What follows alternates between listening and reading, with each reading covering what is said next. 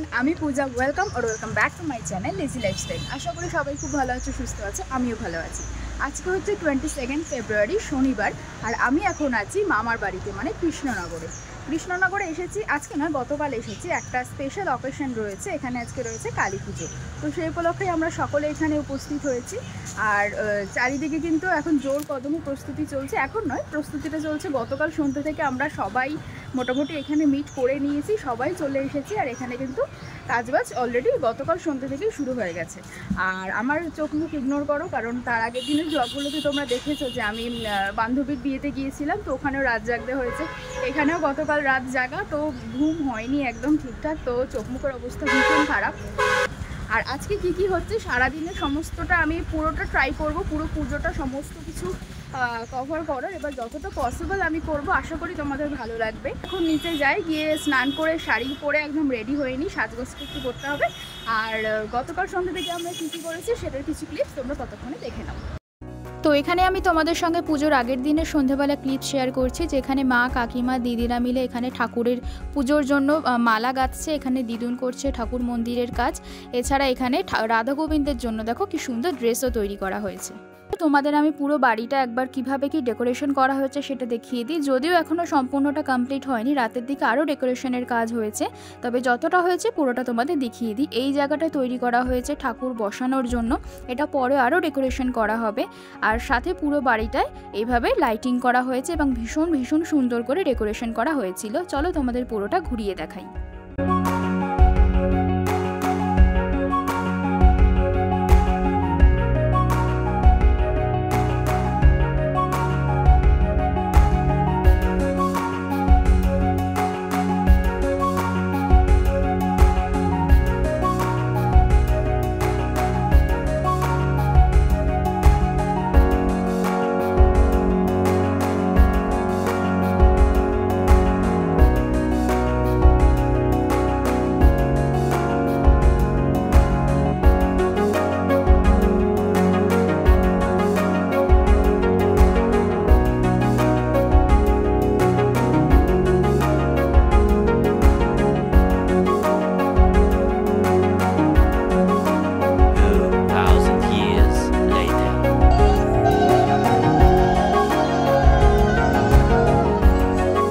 পুজোর দিন সকালটা শুরু হয়েছিল ঠিক কিছুটা এইরকমভাবেই, যেখানে ঠাকুর বরণের জন্য কুলো সাজিয়ে সেটা মন্দিরে রেখে তারপরে আমরা সকলে বেরিয়েছিলাম মাকে আনার উদ্দেশ্যে।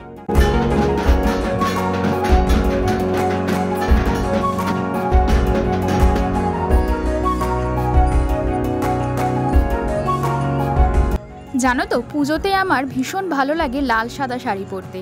আর এইবারের পুজোতে আমাদের সকলের ড্রেস কোডও ছিল তাই লাল পাড় সাদা শাড়ি, যেটা আমাদের সবাইকে মামা বাড়ি থেকেই দিয়েছিল। আমরা মেয়েরা পরেছিলাম লাল পাড় সাদা শাড়ি, তোমরা ড্রেসগুলো দেখেই বুঝতে পারছো সকলে একই ধরনের শাড়ি পরেছি। আর ছেলেদের জন্য ছিল ধুতি পাঞ্জাবি, যেখানে ধুতিগুলোও ছিল লাল পাড় সাদা ধুতি। আর সকলে মিলে এত সুন্দর লাগছিল পুরোটা দেখতে। আমরা সকলে মিলে একই ধরনের ড্রেস পরে একইভাবে আমরা লাইন দিয়ে সকলে যাচ্ছিলাম মাকে আনার উদ্দেশ্যে। আর এখানে সবাই মিলে নাচানাচি করছে, যদিও আমি নাচটা একদম পারি না, কিন্তু ভীষণভাবে ওদেরকে দেখে আমি ভীষণভাবে এনজয় করছিলাম।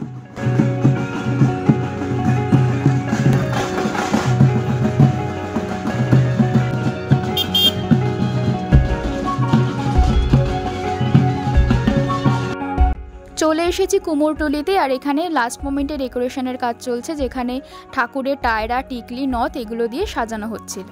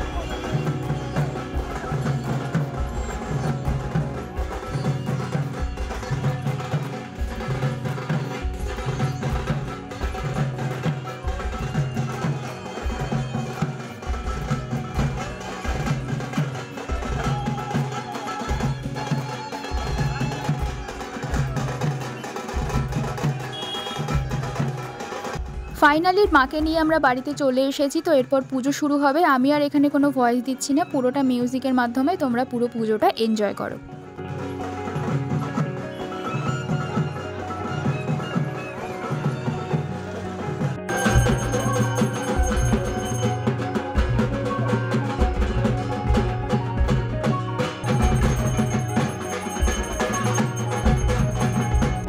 সইতা রক্ষা কালিকা দেববাগিরা পরমাহা পরিস্বামী। জোকার টান, জোকার।